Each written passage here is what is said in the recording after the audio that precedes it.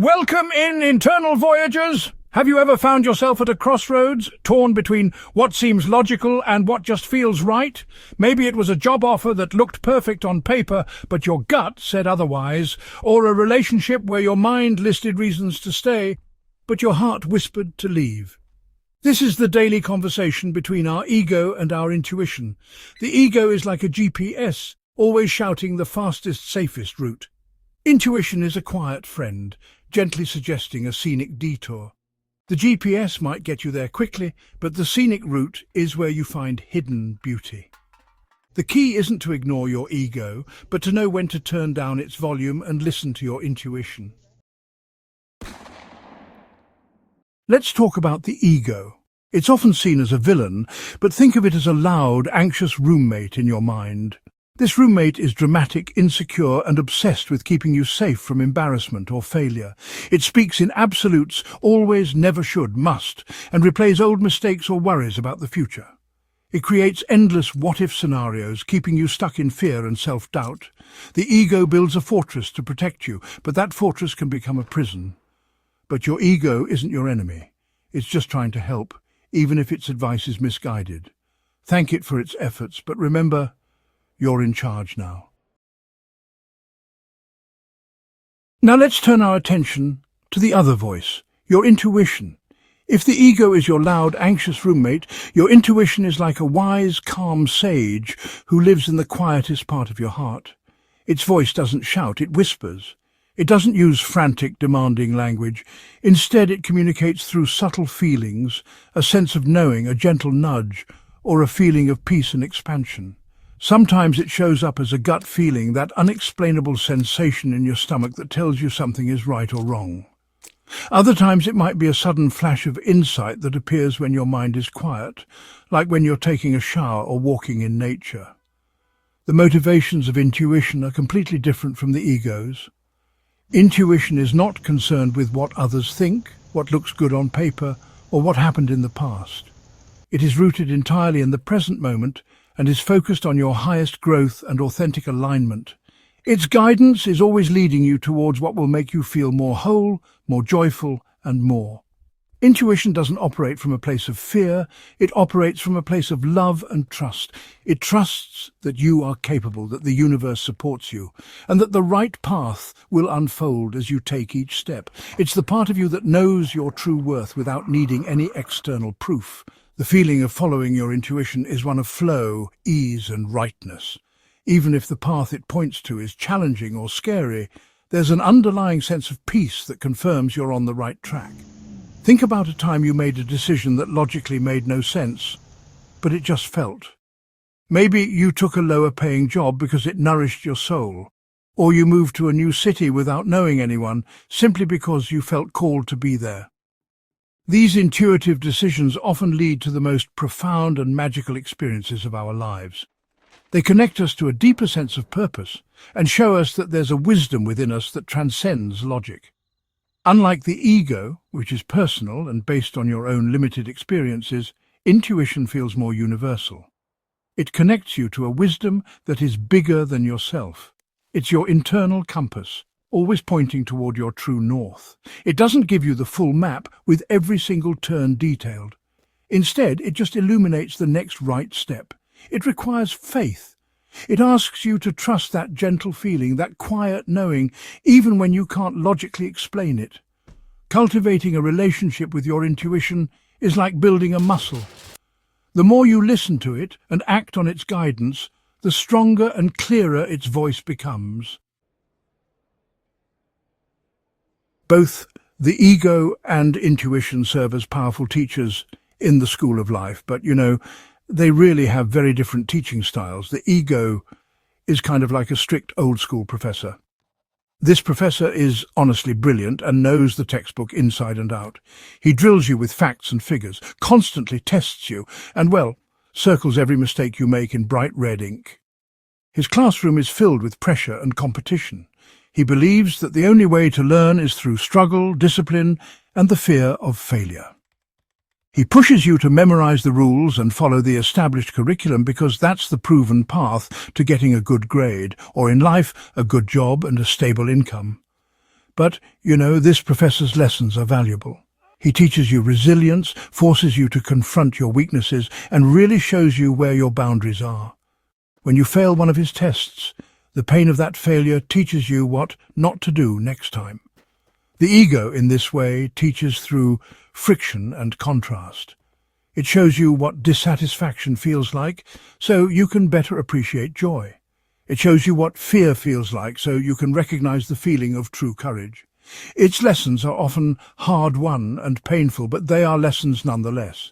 We learn about our own strength by overcoming the challenges our ego creates for us. This pushy professor, for all his sternness, helps build character and grit. Intuition, on the other hand, is like a gentle, wise guide. This teacher doesn't have a formal classroom or a rigid curriculum.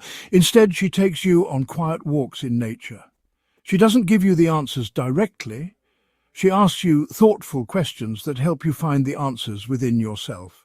Her lessons come not from a textbook, but from observing the world and listening to your own heart. She teaches through feelings of expansion, resonance, and peace. When you are on the right path, she rewards you with a sense of flow and synchronicity.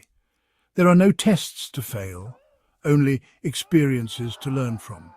Her classroom is one of compassion, acceptance, and trust. The lessons from this gentle guide are about alignment and authenticity. She teaches you to recognize your own truth and to trust its power.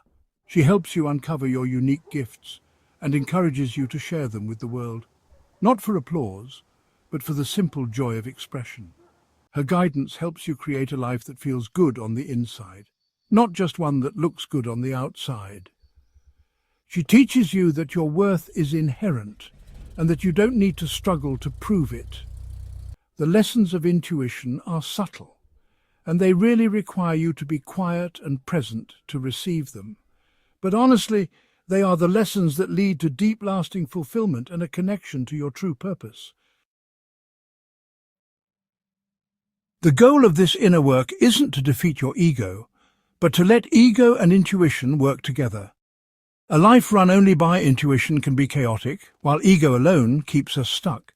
The secret is integration, balancing both voices. Intuition is the architect, dreaming up inspiring visions. Ego is the engineer, turning those dreams into reality with logic and planning. When they work together, magic happens. Check in with yourself. Who's driving right now, ego or intuition? This partnership is the foundation for a life that's both soulful and grounded. Telling the difference between ego and intuition can be tough, especially when the ego is loud or persuasive. But with practice, you can learn to tune in and know who's who. These simple exercises help you build your inner listening skill. No special equipment needed, just honesty and a few moments of your time every day. Consistency is key. Body scanning has personally become a part of my life. Always remember, beautiful souls, we are so much more than just our physical bodies. Everyone can do this, shall we? First, try a body scan. When facing a decision, close your eyes and notice your body's response. Tightness or heaviness often signals ego. Openness and lightness point to intuition. Second, listen to the tone of your inner voice. Ego is harsh and urgent. Intuition is calm, gentle, and patient. Third, notice your first gut reaction. Intuition comes first before doubt and overthinking set in. Finally, try journaling. Let your ego speak, then invite your intuition to respond. With practice, you'll strengthen your connection to inner wisdom and navigate life with more clarity and confidence. As we come to the end of our exploration, I want to leave you with perhaps the most important message of all. The ego is not something to be conquered, eliminated, or shamed. The spiritual journey is not about killing the ego, it's about befriending it. Imagine trying to live your life while constantly fighting with your roommate. It would be exhausting, right? The same is true for your inner world. When you make the ego your enemy, you create a constant state of internal conflict. This battle drains your energy and keeps you from living in a state of peace and wholeness. The path to true harmony lies in compassion, understanding, and integration. Your ego is a part of you that was born out of a need for protection. It's like a scared child inside of you who is just trying to keep you safe based on old programming. So instead of fighting it, try talking to it with kindness. When you hear that anxious, critical voice rise up, take a deep breath and say, "Thank you for trying to protect me. I know you're scared, but I've got this. We are safe." By acknowledging its presence and its intention with love, you disarm it. You take away its power to control you through fear. You shift from being a victim of your ego to being a compassionate caretaker of it. This simple shift in perspective can change everything. Think of yourself as the wise, loving parent to your own inner world. Both your ego, the scared child, and your intuition, the wise sage, are a part of your inner family. A good parent doesn't lock one child in the basement while showering the other with praise. A good parent listens to both, understands their needs, and then makes a wise, balanced decision for the good of the whole family. You're the one who holds the space for both. You get to decide who gets the microphone in any given moment. You can let the ego handle the tax forms and the grocery list, and you can let your intuition guide your career choices and your relationships. I encourage you to spend some time reflecting on this dynamic within yourself. When have you let your ego make a decision that you later regretted? Can you remember a time when you trusted a gut feeling and it led you somewhere wonderful? There are no right or wrong answers here, only opportunities for greater self-awareness and self-compassion. The more you get to know your inner landscape, the more you can live from a place of authentic power. The goal is not perfection, but a loving, conscious partnership with all parts of yourself. This is the true path to purpose, peace, and a life lived fully on purpose. Leave a comment down below if this video gave you clarity in understanding between your own ego and your intuition. Like and subscribe for more.